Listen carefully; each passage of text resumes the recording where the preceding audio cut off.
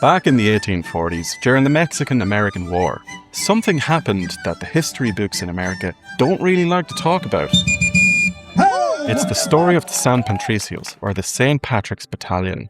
These were fellas who actually deserted the US Army. Most of them were Irish Catholics who had fled the Great Famine back home. But you had other European immigrants in there too, and even some of them escaped slaves. They'd all been facing a terrible amount of prejudice. The man who started it all was an Irish soldier named John Riley. He was a highly experienced soldier, but he saw how badly the Catholic recruits were being treated by their American officers. He also saw that the US were invading a sovereign Catholic nation, and he realized the Mexican people shared the very same faith as his own people. So, in April 1846, Riley made his move. He swam across the river and joined the Mexican side, and soon enough, hundreds of others followed him. The Mexican general Santa Anna put these men together into their own unit. The San Patricios eventually numbered in the hundreds, fighting under a green flag. While specific symbols on the flag are debated, it represents their dual identity and cause. For these men, this was about standing up for a Catholic country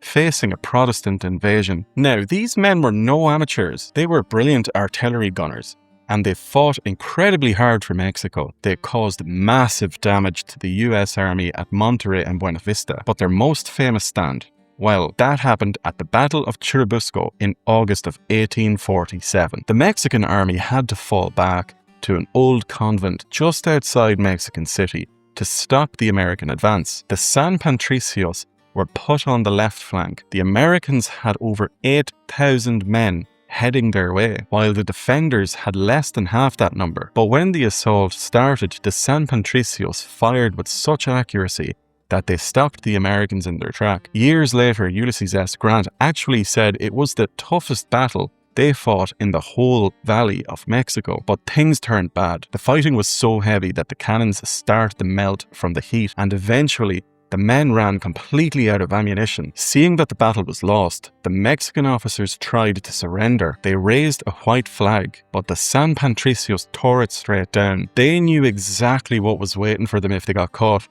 They'd be charged as deserters. Twice more the Mexican officers tried to put up that white flag, and twice more the Irish lads tore it down and kept on fighting with whatever they could find. In the end, they were simply overwhelmed. When the American general Twiggs finally took the convent, he demanded to know where they were hiding the rest of their ammunition. The Mexican general Anaya looked him straight in the eye and said, "If I had any ammunition, you wouldn't be standing there." But the end of the battle was only the start of the nightmare, especially for a group of Irish lads who had fought to the very last. They knew well what was coming if they were taken alive. After the surrender, 84 of the San Patricios were taken by the US Army. 72 of them were quickly put on trial. Now, the punishment they got was incredibly harsh.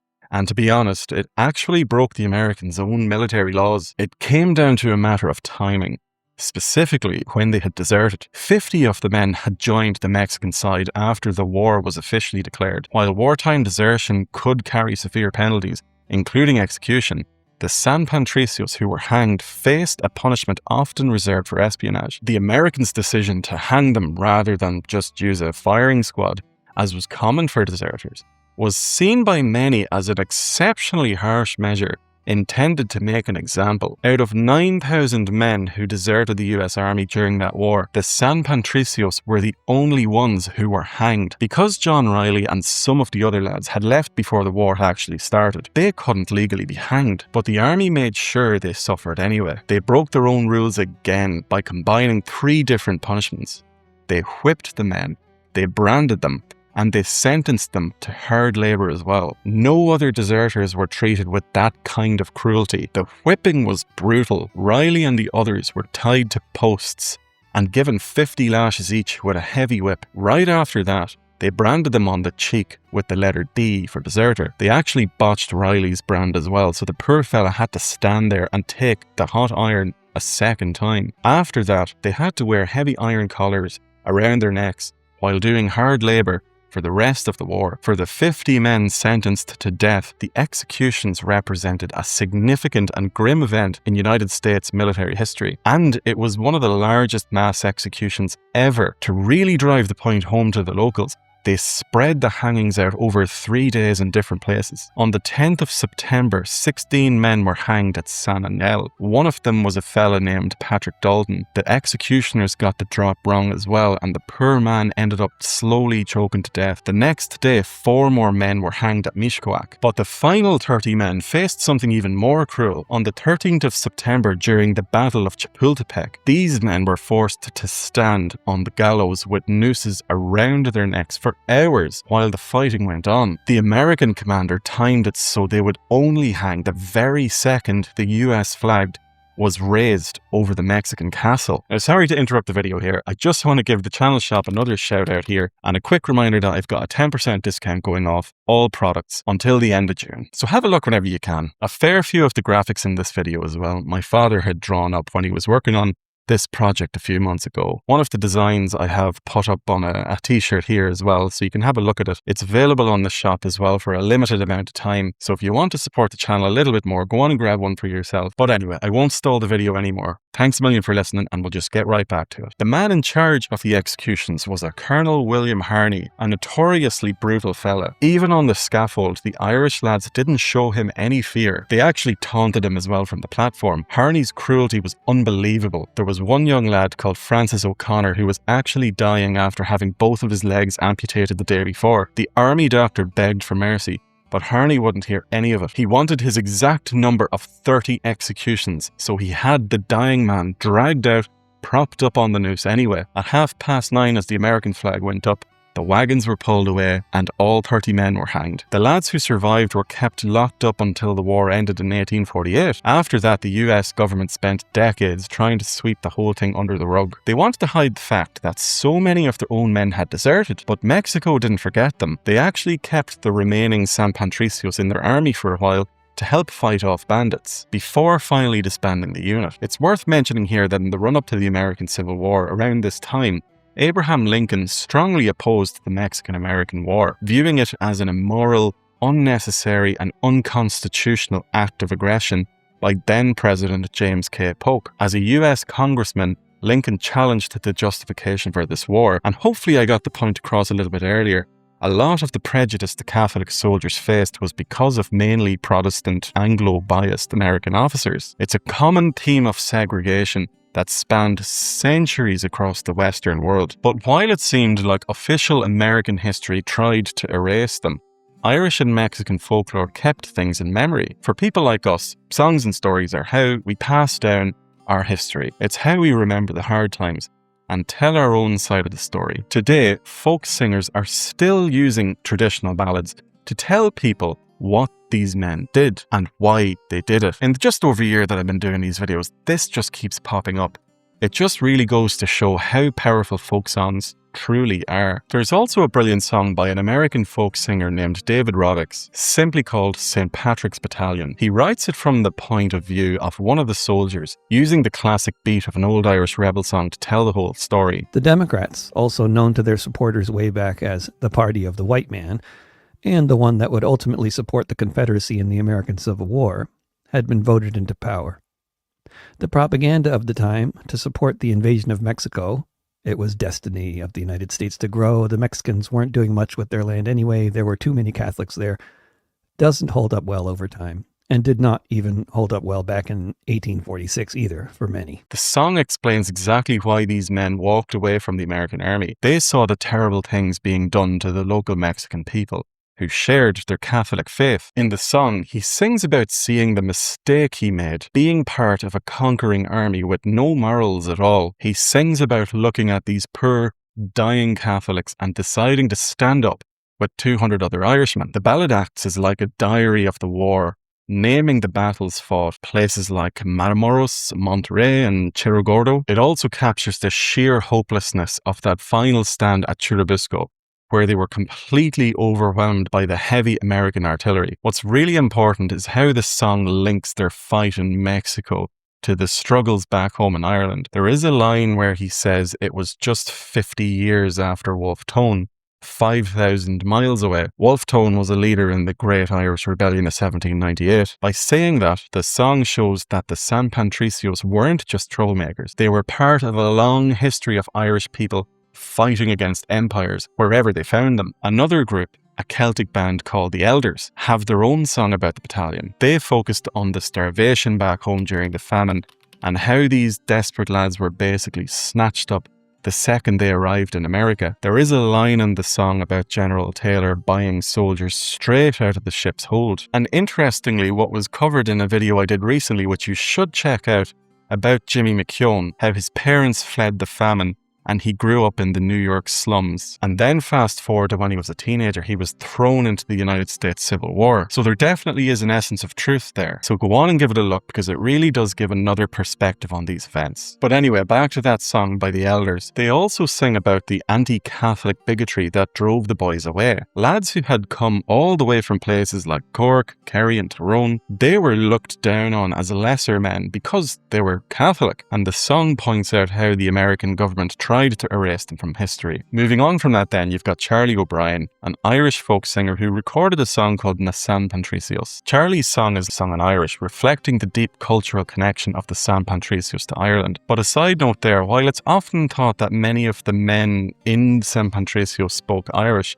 the primary language of communication for the battalion was likely English. But Charlie's song gives a real hard-hitting account of what happened. He sings about the 14-foot gallows and how the men were there to wait for 3 hours, bound hand and foot in the boiling heat. He also sings about the military tactics, like how General Robert E. Lee found a way through the Pedregal, which was a dangerous dried up lava field that people said even the birds couldn't cross. And of course, the song tells us about that final stand at Churubusco. It describes Riley pulling down the white flag 3 times as the blood ran into the sand. By putting these exact details into a traditional song, it means the truth about what these lads went through can never be forgotten. The absolute peak of this Irish and Mexican musical connection came in 2010. That was when the legendary Irish band, the Chieftains, teamed up with American guitarist Ry Cooder to make an album called San Patricio. It's a beautiful record that shows how close these two cultures really are. The whole idea started back in 1996. Paddy Maloney from the Chieftains was over in Havana recording, and he was having a few drinks with Ry Cooder. They started talking about the San Patricios,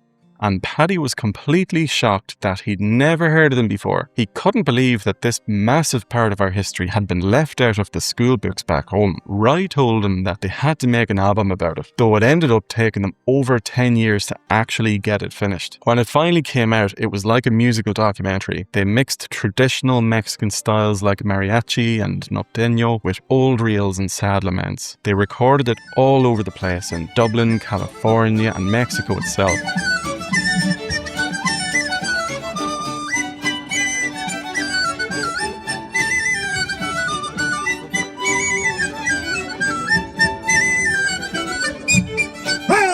To get the sound just right, Paddy and Ry brought in some massive names, including the legendary Mexican group Los Tigres del Norte and the singer Linda Ronstadt. What makes the album so special is how they blended the instruments. It turns out as well that Irish and Mexican music actually fit together really beautifully. On a track called El Paracu, you can hear the Irish pipes playing alongside Mexican instruments like the jarana guitar and the traditional harp. On another song, El Caballo, the Irish fiddle and flute share the lead with a Mexican acoustic guitar. When you listen to it, it really does feel like the history of these two countries are coming together. But the best track on the whole album, in my opinion, is called March to Battle, Across the Rio Grande. It was written by Paddy Maloney and Brendan Grin, and they actually got Liam Neeson in to do the speaking parts as well, to give it a real dramatic feel. Liam speaks for the fallen soldiers, and he does a brilliant job of showing how they refused to back down. He says, "I will find you, and when I do, I will kill you." No, he didn't say that. He said, "We are the San Patricios, a brave and gallant band. There'll be no white flag flying within this green command." He also talks about how they were left out of the history books, saying they disappeared like footprints in the sand. But their song is still out there in the land. What is really lovely is that the track features a proper Mexican pipe band, the Bandas de Gaitas de Battalion de San Patricio. These are local lads from Mexico City who still get together on Sunday mornings at the old convent in Churubusco to play their pipes and honour the Irish soldiers.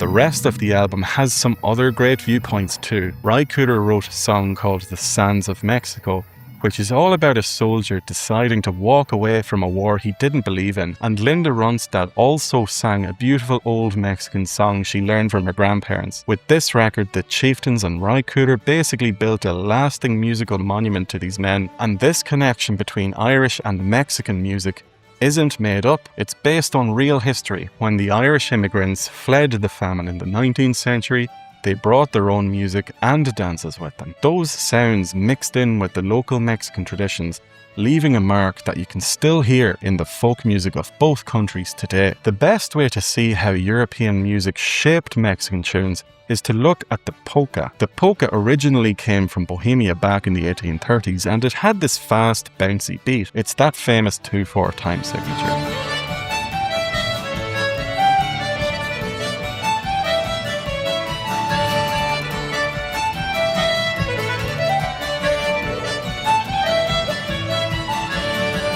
Became massive all over Europe before the immigrants eventually brought it across the ocean. In the 1860s, the Mexican Emperor Maximilian brought these fancy ballroom dances to his court, but at the very same time, working-class German and European immigrants were settling in northern Mexico and Texas. They brought their accordions and their polka beats with them, and the local Mexican musicians absolutely loved the sound. They took those beats and changed the speed a little bit, adding their own instruments, and that is how they ended up creating norteño music.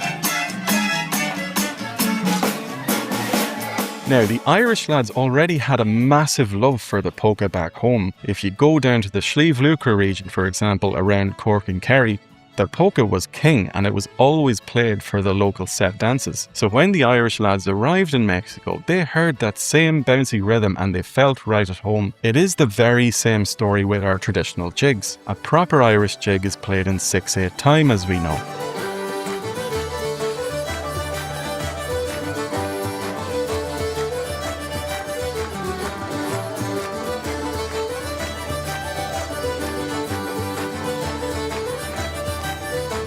And that is the exact same rhythm that you hear in a lot of traditional Mexican huapango music.